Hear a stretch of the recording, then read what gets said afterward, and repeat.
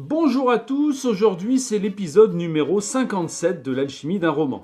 Une série où je vous invite à décortiquer l'alchimie particulière des grands romans de la littérature. Et l'alchimie, c'est bien connu, ce sont les 4 éléments dont le mélange subtil fait les grands textes.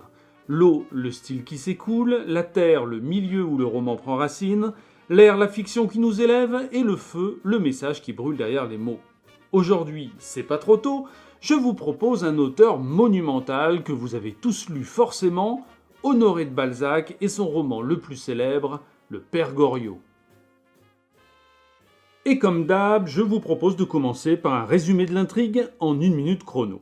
Alors, nous sommes à Paris en 1819 sous la Restauration, et toute cette histoire gravite autour des locataires de la pension Vauquet, un établissement simple pour clients sans fortune. Au premier étage, on y trouve Madame Vauquet elle-même, veuve de son état, et qui ne pense qu'aux affaires de son établissement. On y trouve aussi Mademoiselle Victorine Taillefer, potentiellement riche héritière, mais répudiée par son père et qui vit là avec Madame Couture qui s'occupe d'elle. À l'étage supérieur, les 2 appartements sont occupés par Monsieur Poiret, un Français moyen sans épaisseur, et le flamboyant Vautrin, tout le contraire, un mystérieux aventurier dont on ne sait rien. Au 3e, on trouve Mademoiselle Michonneau, la vieille fille, et surtout le père Goriot, un veuf qui a fait fortune en spéculant sur le blé pendant la Révolution. Et son voisin, le jeune Eugène de Rastignac, provincial de bonne famille mais sans le sou, étudiant en droit et qui rêve de se faire un nom dans les milieux aisés de la capitale. Et l'on va suivre ce microcosme et en particulier les destins liés d'Eugène et son voisin Goriot.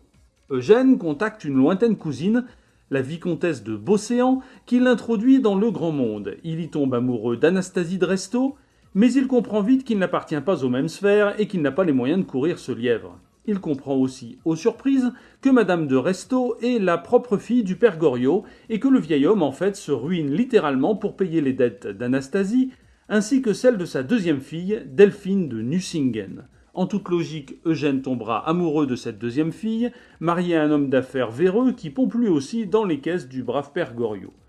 En parallèle, Vautrin, qui s'avère n'être qu'un voyou évadé du bagne, intervient dans ce micmac en proposant à Eugène de l'aider à mettre la main sur l'héritage de la jeune Victorine, et comme vous le voyez, toutes ces histoires imbriquées nous ramènent toujours à des problèmes d'argent, des problèmes qui en général finissent toujours bien mal.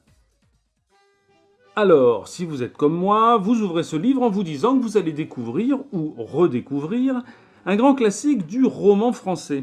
Et puis vous tombez sur cette phrase de Balzac, dès la 2e page, « Ce drame n'est ni une fiction, ni un roman. Tiens donc, all is true, il est si véritable que chacun peut en reconnaître les éléments chez soi, dans son cœur peut-être. » Et on se souvient alors que Balzac est souvent désigné comme un auteur réaliste, c'est-à-dire un auteur qui cherche à décrire la réalité de son époque.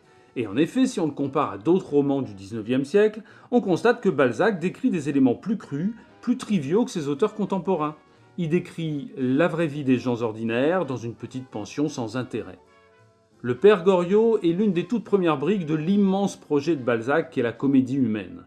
La comédie humaine, c'est un ensemble de dizaines de romans, une sorte de saga, dont le but est de décrire la totalité des groupes sociaux et des profils psychologiques de son époque. Balzac appelait cela une histoire naturelle de la société. Quelle société ? La société française, et dans le cas du père Goriot, la société parisienne, du début du XIXe siècle, donc de la Restauration. Une période charnière de notre histoire, au sortir de la Révolution et de l'Empire, où toute la société semble hésiter entre le libéralisme et le retour à une monarchie pure et dure. L'action du père Goriot se déroule donc en 1819 et décrit une société très aristocratique, mais où certains roturiers comme Eugène de Rastignac commencent à penser qu'avec de l'argent, on peut se hisser tout en haut de la pyramide. Ok, Le Père Goriot est donc un roman réaliste. En êtes-vous bien sûr ? En fait, pas tant que ça.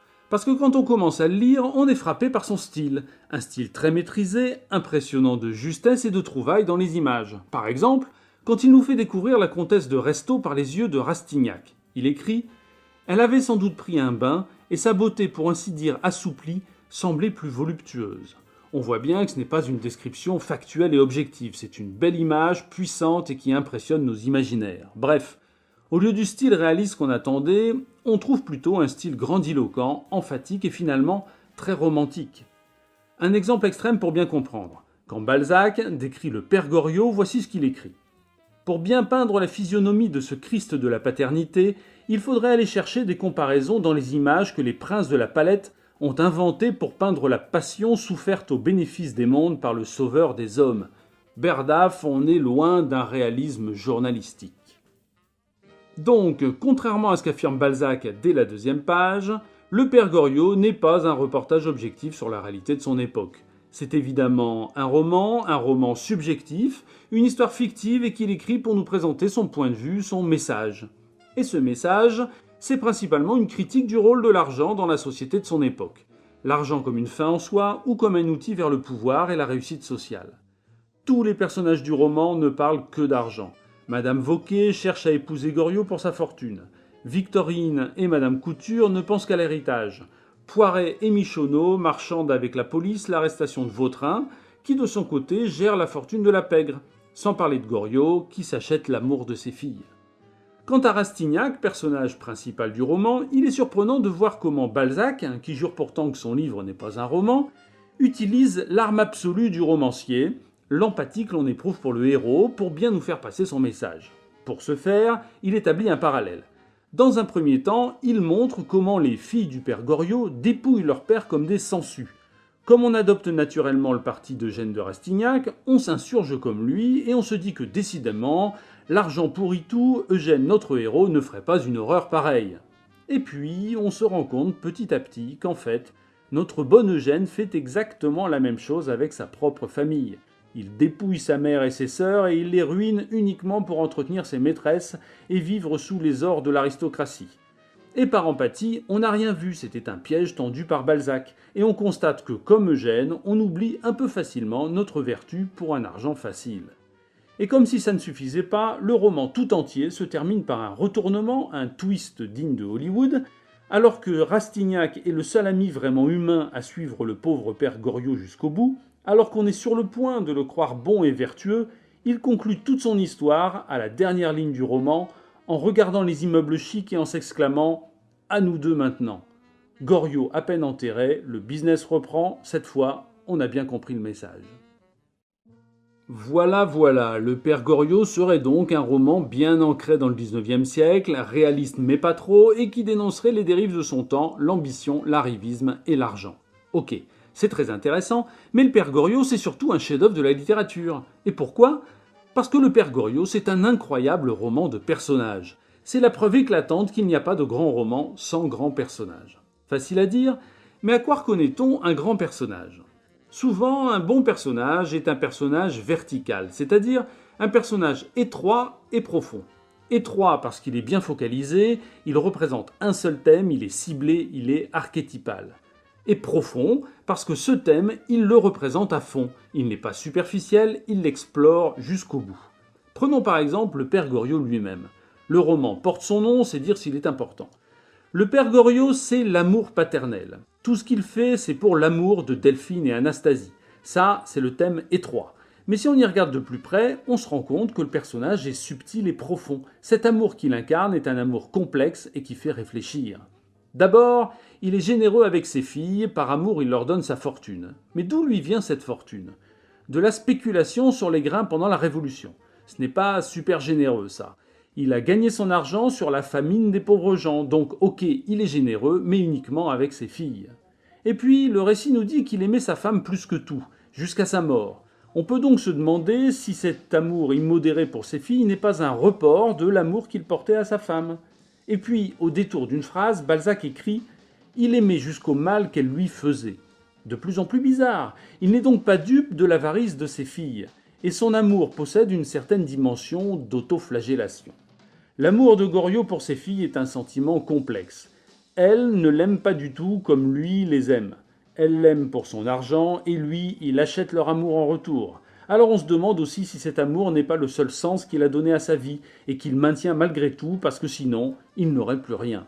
Sur son lit de mort, il s'écrira « Ce sont des infâmes, des scélérates, je les abomine, je les maudis ». Puis, reprenant ses esprits, il oublie avoir dit cela. C'est comme un sentiment inconscient, refoulé, une vérité qu'il sait, mais qu'il ne veut pas voir. Et voilà donc ce qu'est un beau personnage, voilà un grand personnage. Ok, le Père Goriot est donc, comme le sera toute la comédie humaine, un fantastique roman de personnages. Et on va profiter de ce chef-d'œuvre pour creuser un peu cette notion et voir ce que l'on entend par là. Qu'est-ce donc un roman de personnages ? Eh bien, un roman de personnages, c'est un roman dont les personnages sont tellement riches et complexes qu'ils génèrent naturellement le récit. Ce roman, Le Père Goriot, se déroule en 3 lignes de récit. La première, c'est le parcours amoureux d'Eugène de Rastignac auprès des 2 sœurs Goriot. La deuxième, c'est la chute financière des 2 sœurs et les efforts vains de leur père pour les sauver. La troisième, c'est le complot de Vautrin et son arrestation grâce à la délation du duo Poiret-Michonneau. Alors, on n'a pas le temps de tout voir, mais détaillons juste la première ligne et voyons comment elle est générée par les personnages eux-mêmes et comment elle est à leur service et non l'inverse. Eugène est ambitieux. Voilà donc la valeur qu'il incarne et qu'il caractérise, l'ambition. Alors naturellement, il se donne pour objectif de se faire un nom dans la capitale. Son objectif est la conséquence directe de son ambition. Or, à Paris à cette époque, comme l'énonce Balzac, on n'est rien sans une femme de prestige. Il en découle un objectif intermédiaire pour Eugène, séduire une femme riche et puissante. Madame de Restaud d'abord, un échec qu'il remet à sa place, puis Delphine de Russingen, qui s'avère ruinée et lui coûte de l'argent au lieu de lui en rapporter. Voyez comme chaque nouvel élément est un nouvel obstacle à franchir dans sa quête, mais en même temps, chaque nouvel élément est une sorte de test de sa valeur principale, l'ambition. Un test qui nous éclaire sur cette ambition et qui l'approfondit en la titillant. Son échec auprès de Madame de Restaud montre que pour lui, l'amour est moins important que l'ambition. Ça ne marche pas avec elle, qu'à cela ne tienne, il change de femme. Avec Madame de Russingen, on comprend cette fois que l'argent est moins important que l'ambition, puisqu'il préfère se ruiner que d'abandonner son objectif. Et c'est la même chose jusqu'à la fin et pour tous les personnages. Dans la comédie humaine de Balzac, un personnage incarne une valeur, un concept humain, psychologique ou social. Et l'intrigue du roman est une succession d'épreuves destinées à tester, éclairer et approfondir ces valeurs. Voilà l'objectif de la comédie humaine, cet incroyable projet d'Honoré de Balzac, dresser le portrait psychologique et humain de son époque, le XIXe siècle, et réaliser cette étude à l'aide de dizaines de romans, de dizaines d'intrigues, dont le but est de creuser, de tester des personnages qui incarnent toutes ces valeurs. Et voilà pour Balzac, c'est fait, il était temps. Je vous rappelle que j'ai commencé une nouvelle série, l'alchimie de l'écriture, dédiée spécifiquement aux techniques d'écriture et aux problèmes qui se posent quand on cherche à inventer et à raconter une histoire. En ce moment, et jusqu'à ce que je change d'avis, je produirai 2 vidéos de l'alchimie de l'écriture pour une vidéo de l'alchimie d'un roman. Vous pouvez me retrouver sur Facebook, où je poste de temps en temps une petite inspiration du moment, chose que je vais d'ailleurs essayer de faire un peu plus souvent. Et laissez-moi aussi remercier mes tout premiers tipeurs, c'est très sympa de leur part et j'apprécie beaucoup leur coup de pouce. Il me reste à vous dire au revoir, lisez des livres ou alors écrivez ou bien faites les deux, c'est encore mieux. Portez-vous bien et à bientôt.